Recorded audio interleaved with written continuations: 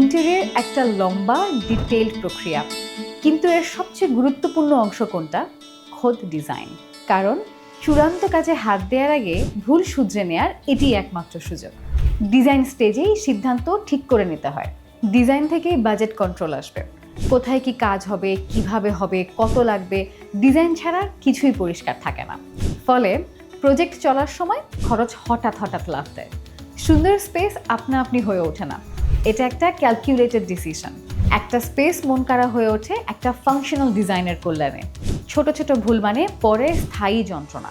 আজ যা চোখে পড়ছে না, 6 মাস পর সেটি সবচেয়ে বড় সমস্যা হতে পারে। একটা স্মার্ট ডিজাইনই ভবিষ্যতের অদৃশ্য সমস্যা আগে ভাগেই চোখে আঙুল দিয়ে দেখিয়ে দেয়।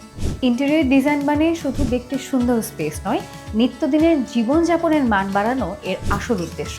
আর সেটা নির্ধারণ করে ডিজাইন। আসলে কি জানেন, ডিজাইন না করালে বেহুদে টাকা খরচ হয়, কিন্তু ভালো ডিজাইন আপনার স্পেসের ভ্যালু তৈরি করে। BD Interior, caring while creating.